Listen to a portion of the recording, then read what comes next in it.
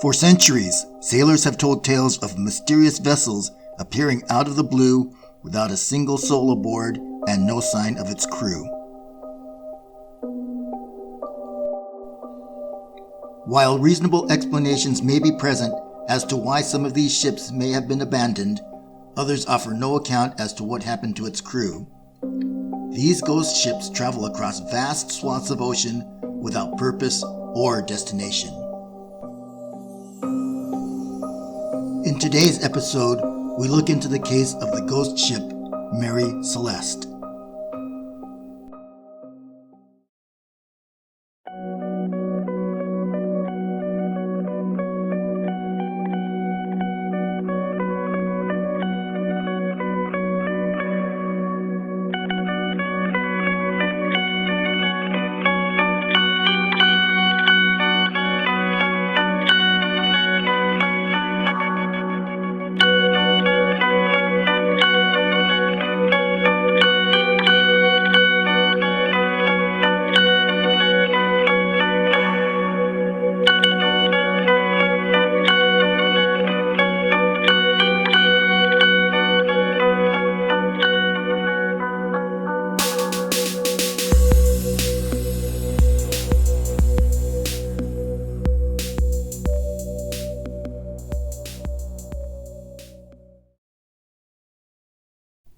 On Thursday, December 4th, 1872, a lookout on the cargo vessel Dei Gratia spotted another ship in the distance. Their current position was roughly 400 miles off the coast of the Azores.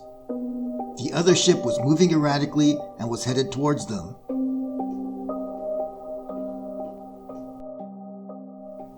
The crew informed their captain, David Morehouse, of the sighting, and Captain Morehouse came up on deck to investigate. As the other ship drew near, Captain Morehouse could see no one on deck. He determined that the other ship was the Mary Celeste.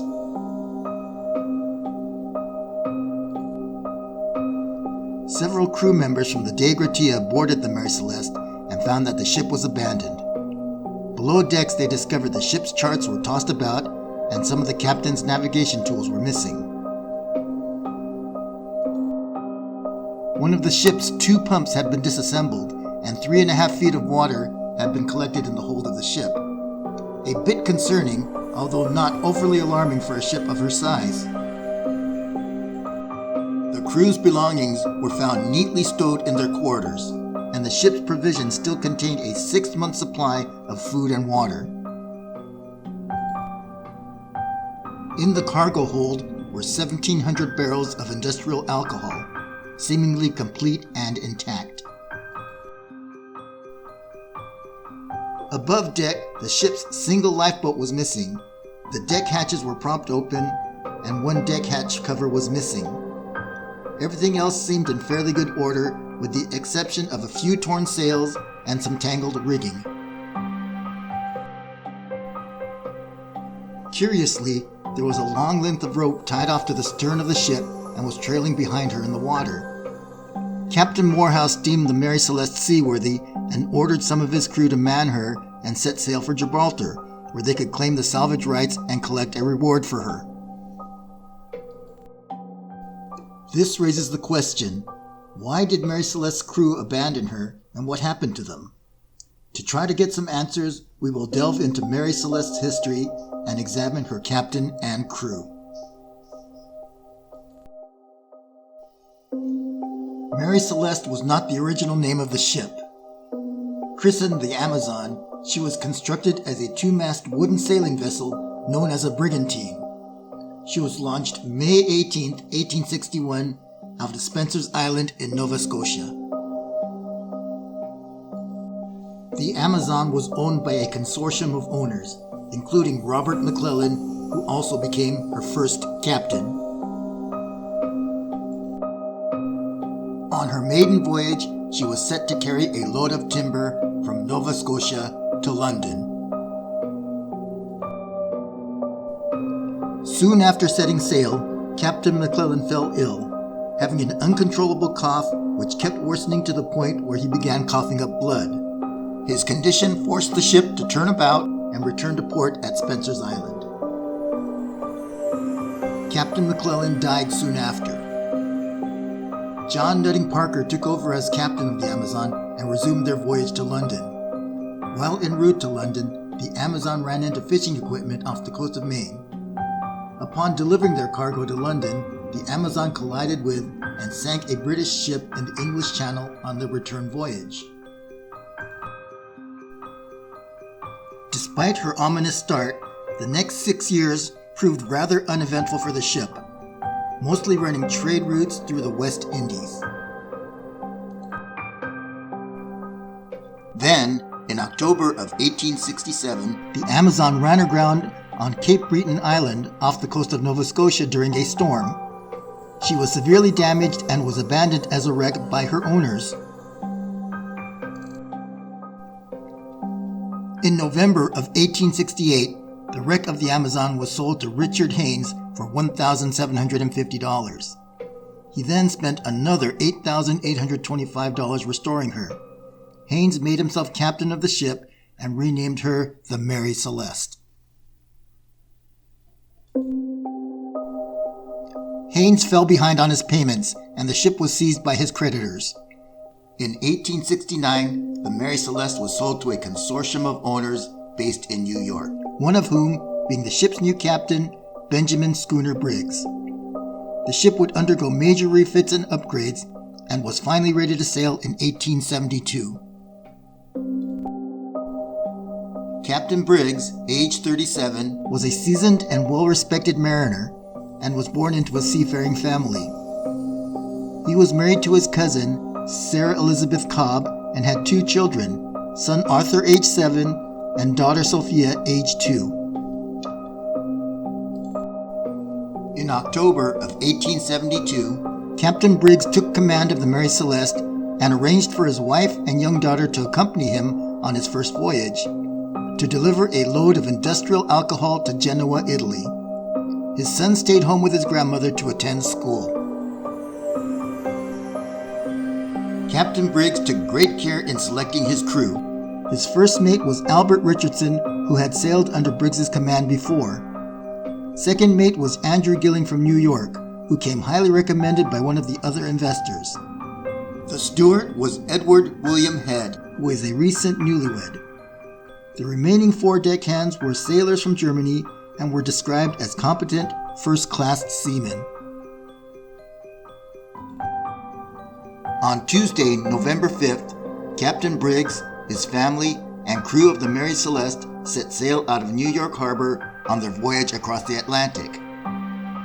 It was exactly 1 month later that she was spotted by the Dei Gratia on December 5th, 1872. What happened to the Mary Celeste?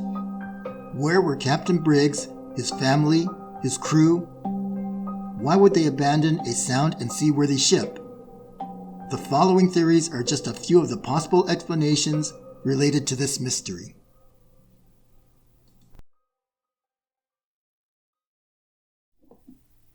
Although piracy did exist in the 19th century, there is little evidence to support the theory that pirates were the cause of the crew's disappearance. The Mary Celeste's cargo was left intact, and the captain's and crew's quarters were left untouched.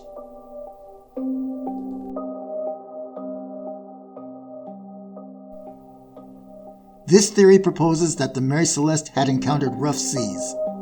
Upon seeing water gathering in the hold of the ship, and knowing that only one of the 2 ship's pumps was functioning, the crew had panicked and abandoned ship, taking their chances aboard the lifeboat. This seems very unlikely, as Briggs was an experienced and knowledgeable captain, and his crew was capable and competent.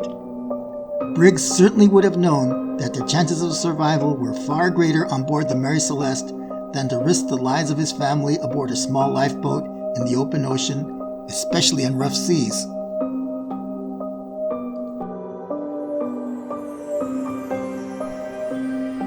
This theory proposes that Captain Morehouse and the crew of the Dei Gratia were responsible for the deaths of the Mary Celeste crew.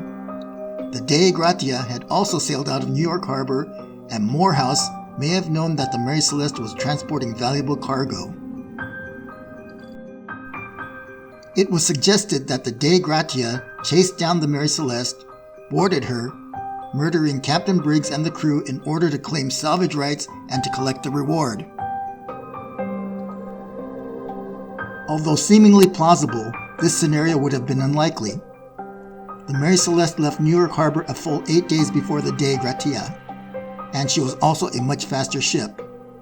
Captain Morehouse would not have had much of a chance to catch Captain Briggs out in the open ocean.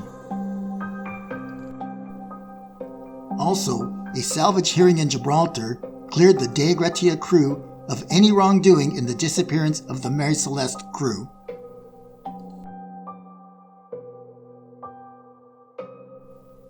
Although Mary Celeste's cargo of 1,700 barrels of industrial alcohol remained seemingly intact, it was discovered that 2 of the barrels had leaked and were found empty. If that amount of alcohol had leaked out during her voyage, it would have caused a toxic and dangerous environment below decks. Captain Briggs may have ordered the hatches open to air out the ship and, in a further precautionary step, may have ordered all hands onto the lifeboat for fear that the fumes may have ignited and caused an explosion. This may explain the rope hanging off the stern of the ship, and it was probably used to tie to the lifeboat so that the crew could get back to the ship once everything was clear. The line may have snapped due to rough waves, and without a way back to the ship, Captain Briggs, his wife, daughter, and crew of the Mary Celeste were lost to the sea. This perhaps is the most plausible explanation. However, the true fate of the Mary Celeste crew will never be known for sure. Back at Spencer's Island, where the ship was first built and launched, a memorial has been erected honoring the memory of those who were lost aboard the Mary Celeste.